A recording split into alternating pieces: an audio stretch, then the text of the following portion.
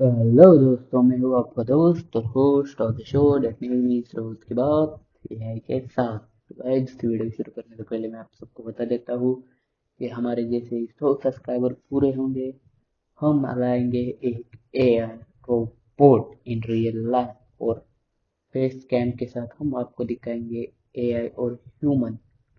तो चलिए गाइस, आज की वीडियो को शुरू करते हैं। आज का हमारा टॉपिक क्या है, हम सुनते हैं एआई से। तो एआई जी, बताइए हमें कि आज का हमारा टॉपिक क्या है। आज का हमारा टॉपिक है एआई गर्लफ्रेंड एप्स के क्रिएटिव और एथिकल रिस्क्स। अगर आपको इस पर और कुछ जानना हो या किसी भी और पहलू पर बात करनी हो तो मुझे बताइए।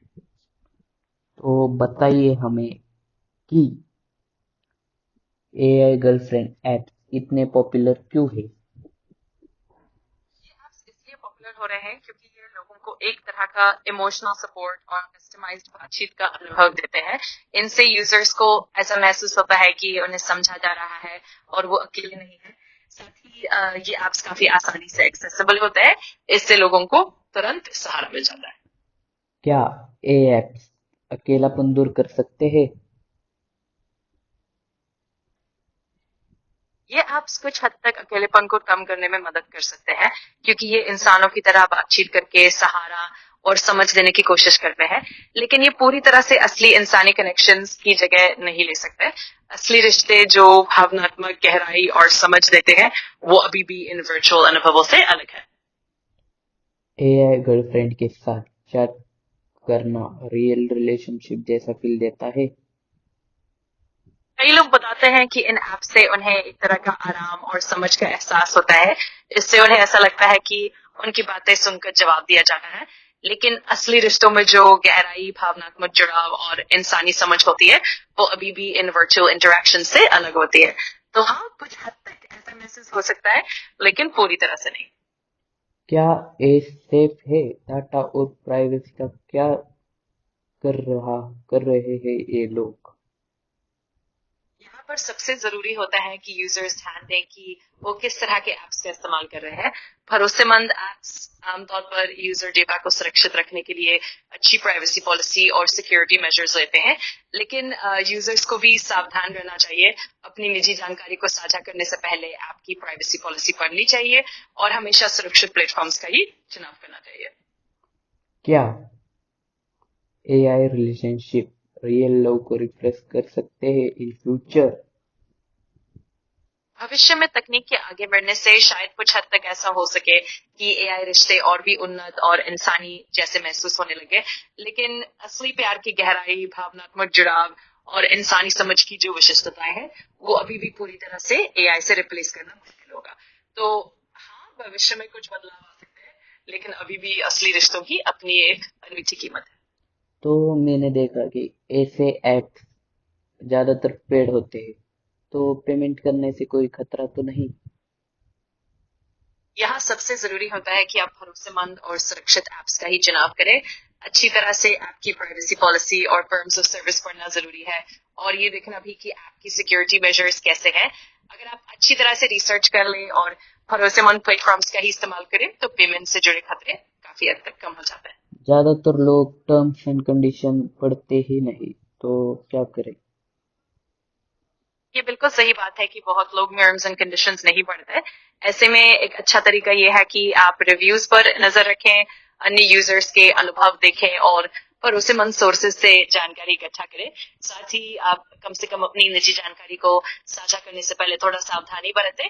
और अगर आपको किसी ऐप पर भरोसा नहीं है तो उसे इस्तेमाल करने से पहले अच्छी तरह सोच समझ कर कदम उठाएं। क्या एआई गर्लफ्रेंड ऐप से एडिक्शन हो सकता है। हाँ, ये संभव है क्योंकि कुछ लोगों को इन ऐप से भावनात्मक सहारा मिलता है और वो बार बार इनकी ओर आकर्षित हो सकते हैं। इससे कभी कभी असली सामाजिक इंटरेक्शन कम हो सकता है और एक तरह की एडिक्शन की स्थिति बन सकती है। इसलिए ये जरूरी है कि इस्तेमाल में बैलेंस बनाए रखा जाए और अपनी भावनात्मक जरूरतों को समझते हुए सावधानी बरती जाए।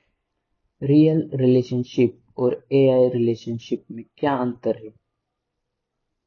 असली रिश्तों में इंसानी भावनाएं, गहरी समझ और आपसी भरोसा होता है जो समय के साथ और भी मजबूत होता है।